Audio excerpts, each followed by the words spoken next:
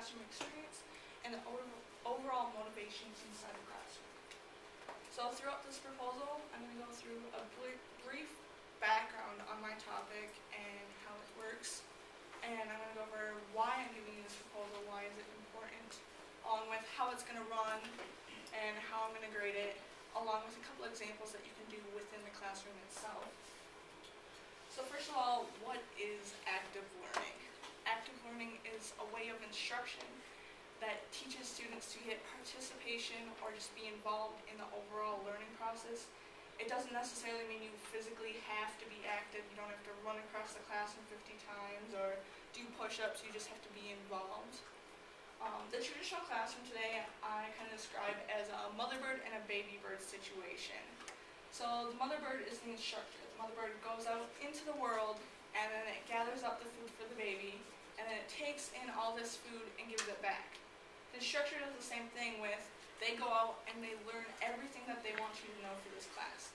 They figure it out and then they come back to this class and they teach it to you. They just give it right to you what they want to give you. Where we're the baby birds, us students. We just take in what the teacher gives us.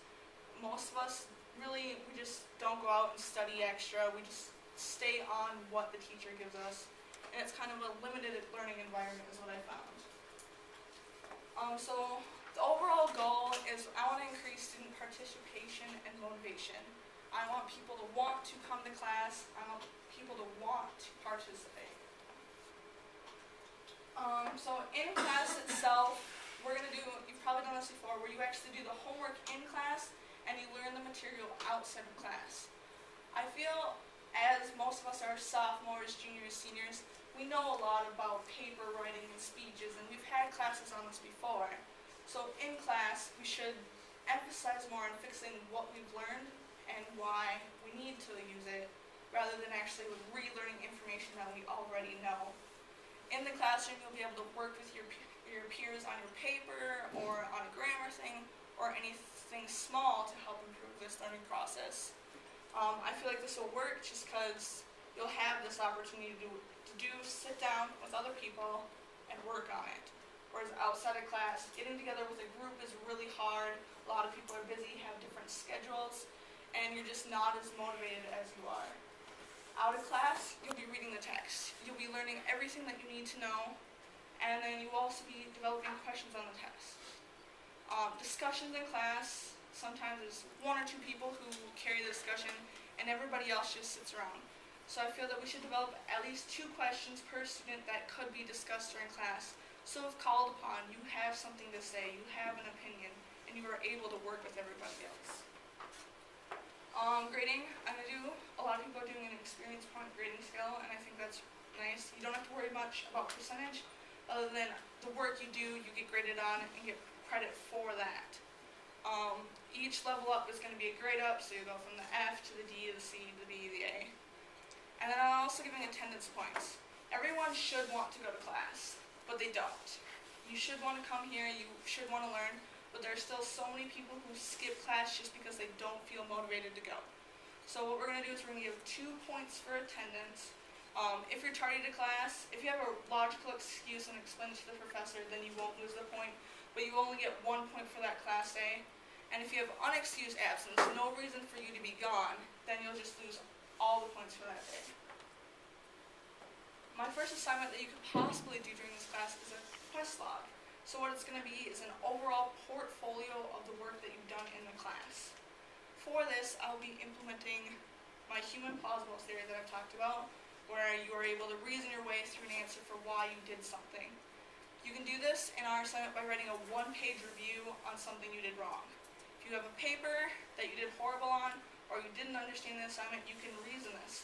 So when your instructor looks at this portfolio, they can say, okay, I understand where the student is coming from, and they can give them the opportunity to make it up or redeem themselves.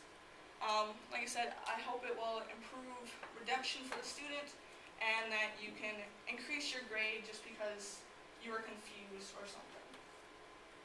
I already talked about my game The Hunt is On before. It's a scavenger hunt based on the reading. I'm hoping by having everyone get up, move, you'll be able to remember the information better, and by working with people, you'll be able to get a better score. Not very many people like pop quizzes, so I feel this would be a better alternative to that. And I also developed my game called Running On to Nowhere. I know a lot of you guys are guys, you probably haven't seen Beauty and the Beast, or you have, but there's this flower in the middle that's wilting, and after time, each petal falls off. So in my game, we're going to have petals fall off, but each petal is going to have a fluff phrase. We are all fluff writers. We can't hide it, we just write fluff in our papers. It just kind of happens. So we're going to try to figure out ways that you can help eliminate this fluff in your paper. So as the fluff petals fall, you're going to be typing in shortened phrases for these fluff words, and if you do so, the petal will disappear and it will not touch the ground. So each petal that you get that doesn't touch the ground, your score will increase, whereas if the petal touches ground, you'll lose points on this. And I'm just hoping that it'll help create better synonyms for everything in this assignment. Overall, you're going to do the traditional final review of the course. You're going to ask what you liked about this course, why it worked, or why you didn't think it worked, just to get overall improvement, and you can change it as it goes on. I'm hoping this will help get students involved and get a better overall reaction. There's been many studies done on active learning and what it increases, and it tells you academic achievement, self-esteem, interpersonal interactions, and perceptions. They all increase in their studies from 40 to 70% by implementing active learning in their environment. So hopefully we can get it to increase by the same amount in our class itself. Does anyone have any questions?